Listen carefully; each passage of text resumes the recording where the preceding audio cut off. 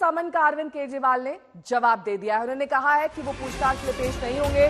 समन को आपने गैरकानूनी बताया। इससे पहले भी जब समन गया था तब केजरीवाल नहीं पेश हुए थे, वो विपक्षना के लिए चले गए थे। उन्होंने कहा था कि ये सब सोची समझी साजिश के तहत किया जा रहा है और ऐसे में वो ईडी के समन पेश होने के बावजूद हाजिरी नहीं देंगे। ईडी की जांच में सहयोग को तैयार है, या आपकी तरफ से कहा जा रहा है केजरीवाल को ईडी का नोटिस गैर कानूनी है, ये भी अब साफ कर दिया गया है। यही वजह बताई जा रही है कि केजरीवाल इसके लिए पेश नहीं होने वाले। और ठीक चुनाव से पहले केजरीवाल को नोटिस क्यों दिया जा रहा है, ये आपने सवाल किया है। समन पर अरविंद केजरीवाल का ईडी को ये जवाब, जिसमें साफ तौर पर कहा गया है कि नोटिस गैर कानूनी है, इसीलिए सीएम पेश नहीं होंगे। पंकज जैन मेरे सहयोगी जुड़ गए हैं तमाम जानकारी के साथ। पंकज, देखिए पिछली बार भी वो पेश नहीं हुए थे, इस बार भी पेश नहीं हुए, लेकिन गैर कानूनी होने के लिए क्या तर्क दिए हैं आपने?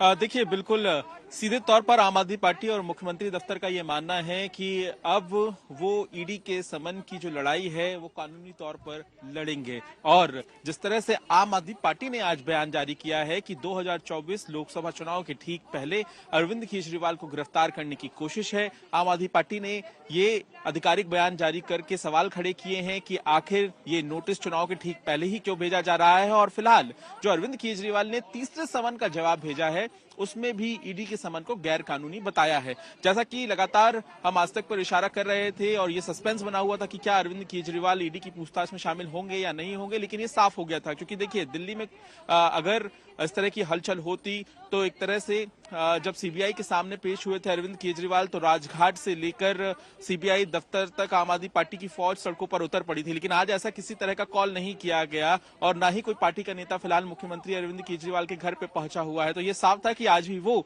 ईडी के समन का जवाब देंगे। और यहाँ पे अहम बात यह भी है कि जिस तरह से राजनीति से प्रेरित और गैरकानूनी अरविंद केजरीवाल ने पहले और दूसरे समन को बताया था, उसी तरह से आज भी अपना जवाब भेजा है। और अहम बातें ये भी कही हैं कि इस पूरे मामले में वो कानूनी राय आगे लेते रहेंगे। ईडी की जो जांच है उसमें शामिल होने के लिए तैयार हैं, लेकिन यहाँ पे ये भी इशारा कर दिया गया है इस पूरे जवाब के साथ कि अरविंद केजरीवाल आने वाले दिनों में कोर्ट की तरफ जा सकते हैं। जाहिर है क्योंकि ईडी अब एक्शन में आएगी, ईडी के सामने अब बहुत तरह के कानूनी ऑप्शन होंगे जिनका वो इस्तेमाल करेगी, जैसा कि हमने हेमंत सोरेन के मामले में भी देखा है। लेकिन इस मामले में क्या पहले ही अरविंद केजरीवाल कोर्ट चले जाएंगे या इंतजार करेंगे ईडी के अगले समन का? लेकिन यह स्पष्ट हो गया है कि आज अरविंद केजरीवाल अभी मुख्यमंत्री आवास पर ही मौजूद हैं, वो ईडी दफ्तर नहीं जा रहे हैं। ठीक है, ईडी दफ्तर में पेश नहीं होंगे, समन को गैर कानूनी बता रहे हैं, इसी को लेकर पूरा घमासान जारी है। और आपकी ओर से खास तौर पर यह कहा जा रहा है कि चुनाव से पहले ही समन क्यों पेश किया जा रहा है? कानून प्रक्रिया तो कानून के हिसाब से काम करेगी। शराब घोटाले का सच पूरी दिल्ली को मालूम है, पूरे देश को मालूम है। आपके साथी जिन्हें आप भारत रत्न देना चाहते थे वो जेल में बंद है, 1 साल होने को आ गया, जमानत नहीं हो रही, साक्ष्य हैं तो बंद है। संजय सिंह के लिए भी माननीय कोर्ट ने टिप्पणी की है कि उनके खिलाफ भी साक्ष्य हैं। तो अरविंद केजरीवाल मुखिया है आम आदमी पार्टी के, उस शराब घोटाले के सरगना है। अगर जांच एजेंसी आपसे सवाल पूछना चाहती है तो आप क्यों भाग रहे हैं? जाइए, सामना कीजिए। सीबीआई, इनकम टैक्स विपक्ष के लोगों के ही खिलाफ में इस्तेमाल किए जा रहे हैं और सत्ता पक्ष में चाहे जितना भ्रष्ट हो, अगर उदाहरण लूं कि अरविंद केजरीवाल अगर बीजेपी में शामिल हो जाए तो कोई ईडी की नोटिस नहीं होगी। बीजेपी के नेता नलिन कोहली जी इस वक्त हमारे साथ फोन लाइन पर जुड़ गए हैं। नलिन जी, देखिए 3 नेता पहले से ही आपके जेल में हैं। अब केजरीवाल को जब समन भेजा जा रहा है वो समन को गैर कानूनी बता रहे हैं, राजनीति से ओत प्रोत बता रहे हैं, इतने ही पाक साफ हैं तो पेश क्यों नहीं हो जाते हो? 3-4 विषय हैं इस पे लेना देना। केजरीवाल जी अगर व्यवस्था और इन्वेस्टिगेशन के साथ कोऑपरेट नहीं कर रहे तो इसका मतलब है कि वो घबरा रहे, नहीं तो अगर घबराने की बात नहीं होती तो जाते। जब सच आपके साथ होता है तो डंके की चोट पे आप खड़े होकर सच सबको बताते हैं। शराब घोटाले पे, एक्साइज घोटाले पे केजरीवाल जी मुख्यमंत्री हैं, उनकी सरकार के मंत्री, और अब तो लोग जेल में भी हैं और बार बार कोर्ट उनको बेल नहीं दे रही क्योंकि कहते सबूत हैं। उनकी सरकार ने पुरानी नीति को हटाया और कहा नई नीति बहुत अच्छी है। फिर पुरानी नीति हटाने के बाद नई नीति में प्रश्न उठ गए कि आपने सही प्रोसीजर नहीं फॉलो किया, कई लोगों को फायदा पहुंचाया और हो सकता है पैसे आपने लिए हैं। ये जब दिखने लगा तो उन्होंने नई नीति को कूड़े के डब्बे में डाल दिया, पुरानी जिसको खराब कह रहे थे वापस लागू कर दिया। इससे पहले ही एक शंका आ जाती है कि पुरानी नीति फिर हटाया क्यों, और नई नीति अच्छी थी तो फिर हटाया क्यों। अब केजरीवाल जी जब अपने आप को रोक रहे हैं प्रोसेस से करने के लिए तो घबरा रहे हैं। ये वही व्यक्ति है जो कानूनी व्यवस्था में नहीं मानते। इन्होंने रेल भवन पे आंदोलन खड़ा करके कहा था कि 26 जनवरी नहीं होना चाहिए, व्यवस्था हटा देना चाहिए, भंग कर देना चाहिए, अराजकता की बात की।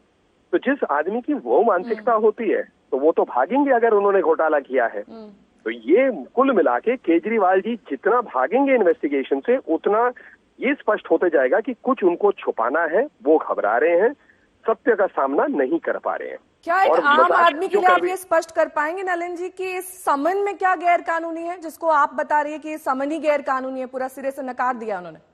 नहीं, समन गैर कानूनी नहीं है, समन तो प्रोसीजर है।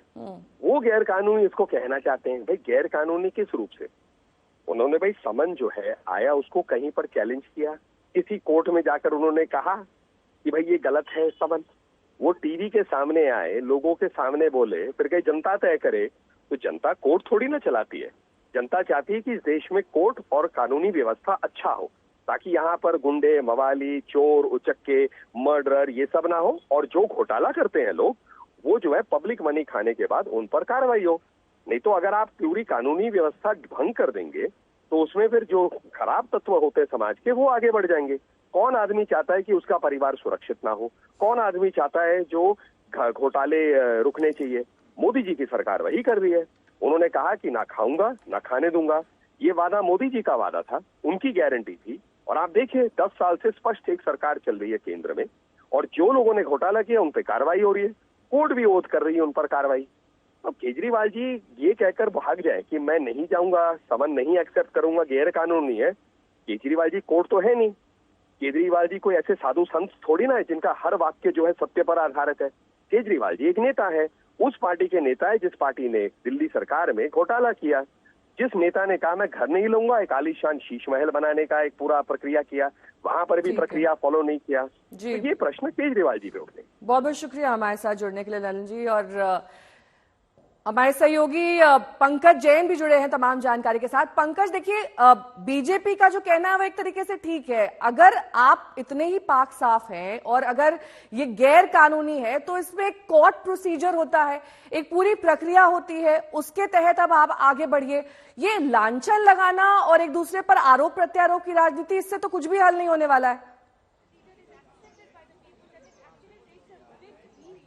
देखिए जाहिर है चुनाव नजदीक है, और जब पहला समन भेजा गया था 5 राज्यों में चुनाव हो रहे थे, और उस वक्त भी आम आदमी पार्टी ये इशारा कर रही थी कि ये जो ईडी का समन है ये राजनीति से प्रेरित है। ये जो कहीं ना कहीं बयानबाजी है भारतीय जनता पार्टी और आम आदमी पार्टी के बीच जमकर चली, और जाहिर है और ये आने वाले दिनों में काफी तेज भी होगी। लेकिन अभी जो अरविंद केजरीवाल ने जवाब भेजा है, उन्होंने इस बात का जिक्र भी किया है कि जब नवंबर में आपने समन भेजा था उसका जवाब अरविंद केजरीवाल ने दिया, उसके बाद दिसंबर के महीने में समन भेजा तब भी जवाब दिया। उसमें कुछ सवाल अरविंद केजरीवाल ने पूछे थे, और अरविंद केजरीवाल अपने तीसरे समन के जवाब में भी यही कह रहे हैं कि उन सवालों का जवाब अब तक नहीं मिल पाया। अरविंद केजरीवाल ये पूछ रहे हैं कि आखिर उन्हें किस मामले में पूछताछ के लिए बुलाया जा रहा है, किस पद को ध्यान में रखकर उन्हें बुलाया जा रहा है। क्या आम आदमी पार्टी संयोजक के तौर पर उन्हें बुलाया जा रहा है, क्या दिल्ली मुख्यमंत्री होने के नाते बुलाया जा रहा है, या आम आदमी पार्टी नेता होने के नाते बुलाया जा रहा है। तो देखिए ये बयानबाजी चलेगी और देखना होगा कि क्या आने वाले दिनों में जल्द ही कोर्ट का दरवाजा अरविंद केजरीवाल खटखटाएंगे या इंतजार करेंगे ईडी के अगले समन का।